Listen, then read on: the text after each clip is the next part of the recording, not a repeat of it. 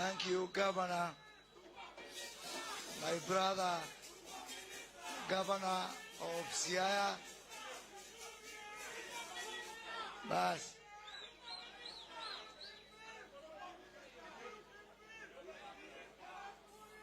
What a day. What a day. Governor James Orengo, Your Excellency, my brother, the only youth leader of Siaya County, Dr. Oburu Oginga, viongozi wote, county executives, Jodhulo Untie, Jodhulo Mall, Siaya Moso, Jarego Dinadi. Ningeendelea lakini I have some people who don't understand our language. So just allow me to continue in national language. And you know, I've been launching these industrial parks in Swahili. So today I'm happy it is the only day I can launch an industrial park completely in English. A testament that I'm in the great county of Siaya. You know, during the Second World War, there used to be fighting between, let us say, Germans and the British. And during tea time, someone would just shout, tea time. And when they shout tea time, it means everybody focus on having a cup of tea, and there's no more shooting and no more fighting. Today, I'm in Siaya to shout tea time. That there comes a time when we put our differences aside and focus on what unites all of us. And this journey of development and this battle to put money in the pockets of our people is actually a moment of tea time when we pack our guns, get together as brothers and sisters, in the words of Governor Orengo, one people, one country, one nation. I am here today to culminate a very busy week and very fruitful week, which started in the plains of Laikipia, a county which brings together all communities of this country, from Kikuyus to Luos to Maasais to Turkanas to Pokots. On Monday, on Tuesday, we were in Nyatike, in Migori County, launching a similar industrial park. And yesterday, I was in Kisii, launching another park there in the land of bananas. And today, I came to the land of Jaramogi, and the land of Obama, and the land of Baba.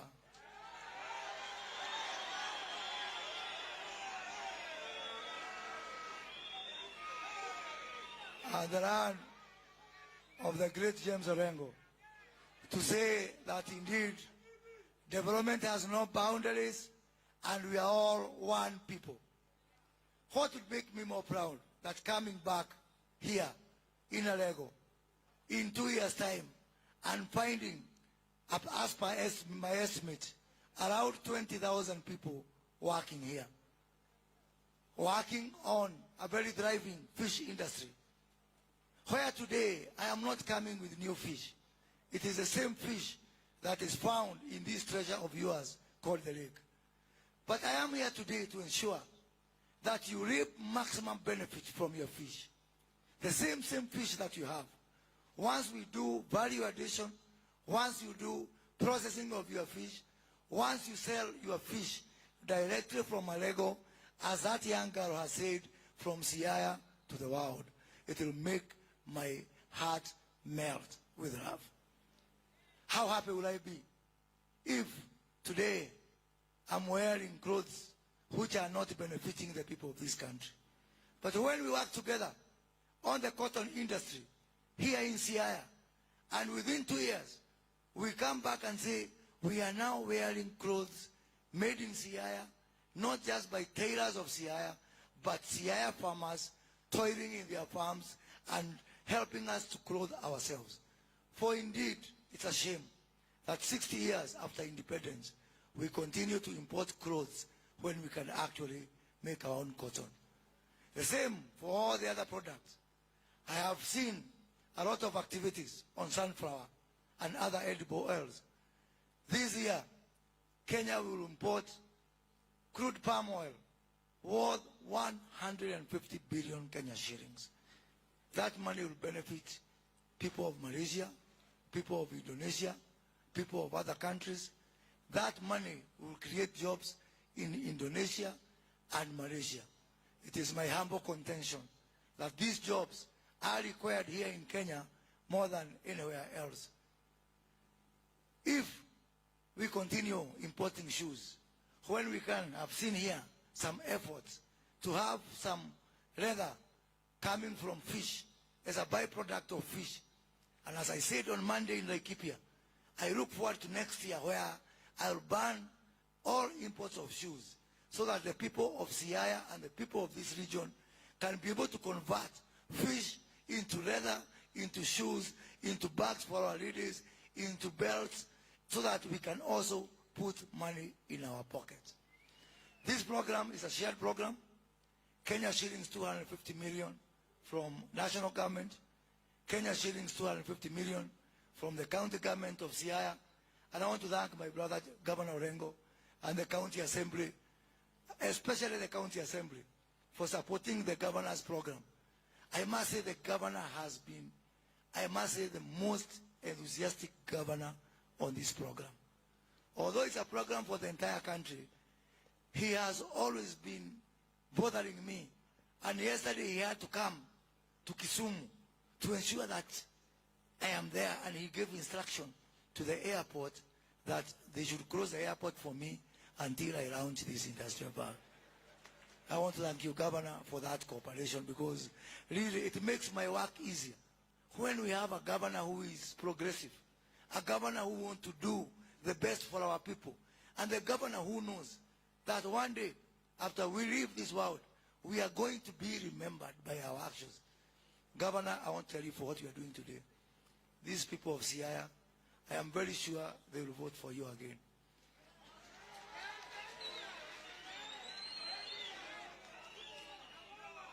But that is not important. What is important is whether they vote for you or not. Me and you, we have got very high chances of seeing the kingdom of heaven because of what you are doing today. And I'm very, very, very, very, very, very proud of that. So guys, let us work together to uplift the lives of our people. Hakuna uchaguzi mwaka huu, na hakuna mwaka ujao. So can't we keep ourselves busy by focusing on development? Then when the next election comes, we decide now, tea time is over, we go back to those other things. And if possible, even those ones, we leave them behind and we forge together as one united nation. Sitting here, standing here as a minister in charge of investment, trade and industry, I feel a sense of foreboding. When I remember the journey that myself, Brother James Orengo, Senator Oburu Oginga have come from. On 20th of January 1994, we were here, a whole 29 years ago, to bury Jaramogi Oginga Odinga, the man who instructed Otieno Kajwang to represent me in court and get an injunction that stopped me from being expelled from the University of Nairobi. And when I came here to bury him, I came to thinking we were coming for a burial, until now James Orengo quoted Mark Antony and told us that he was not coming to bury Oginga.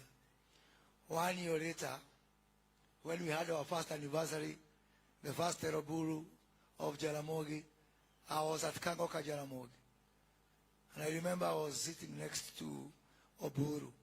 And Oburu had a very long kabuti. That time, President Moi had said there's not going to be any live music in that Teraburu. And the leadership of this region was saying, no way. So we were there, and it was getting dark. Olusegun Obasanjo was there. That time not as a civilian president, but a former military ruler. And when the music started, I remember it was around 6:30 p.m. Okachi Bigi started playing Sarah. And as I say here, no sooner had Okachi Bigi started playing Sarah, tear gas was thrown. And I remember Oburu and I, we were helping each other buy the cactus at Kango Kajaramogi to escape from a DC called Kirito Amai. And then we were whisked to safety. We went to a powder farm, and Baba prepared for us the best chicken I've ever tasted in this side of the world. That is 28 years ago. Today, I'm here as a minister. Orengo is here as a governor of Siaya. Oburu Oginga is here as a senator. And Makamu is an ordinary citizen.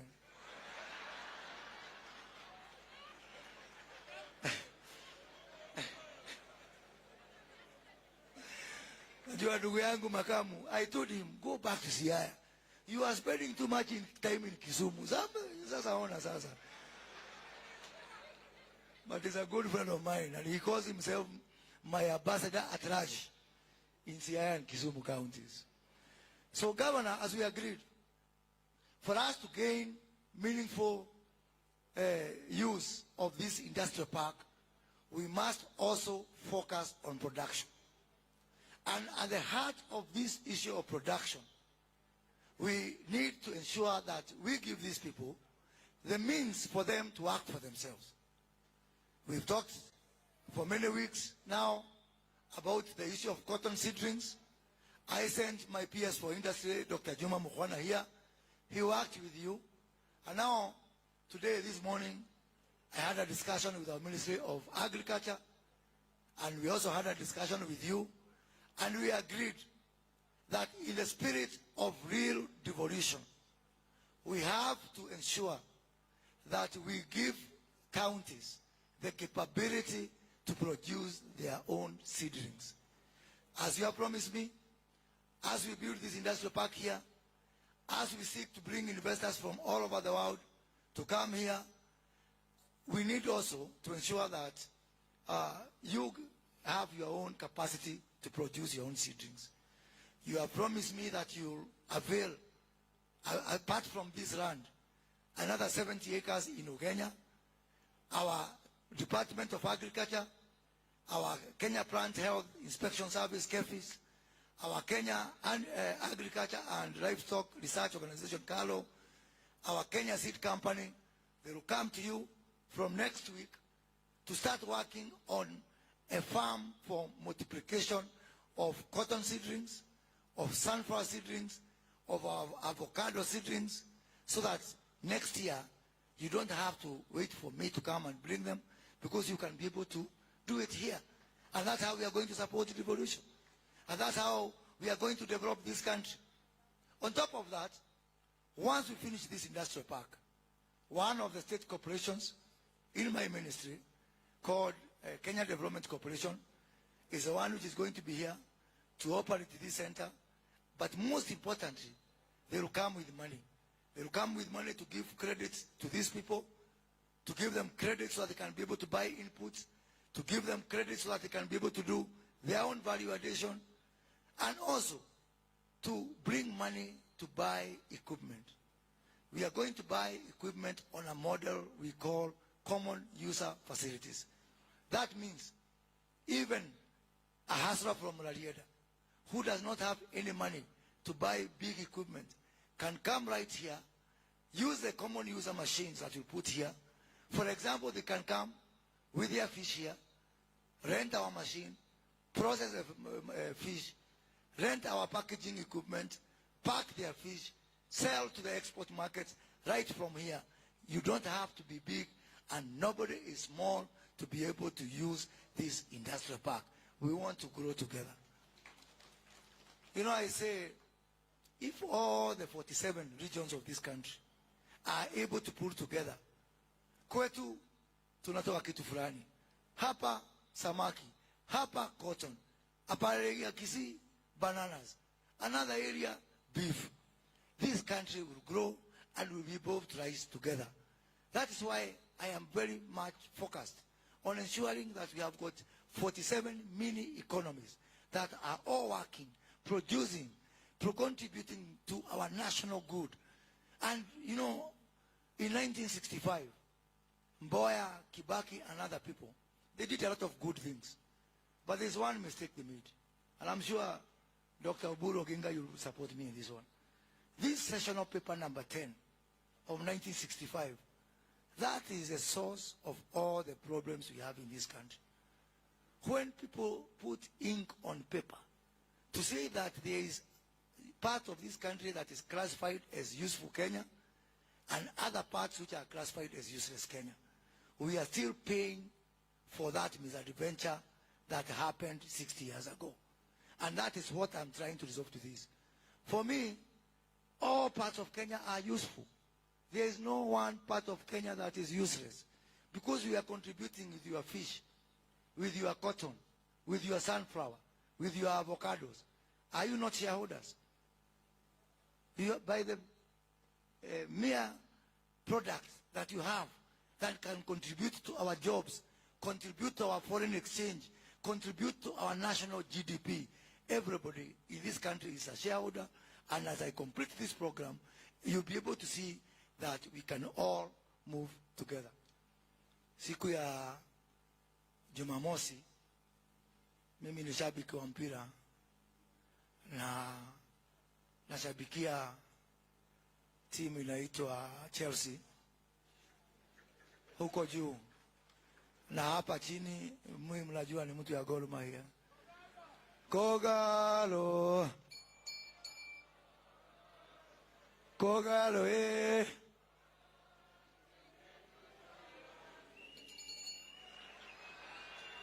Asante sana na Mungu awabariki. Thank you very much.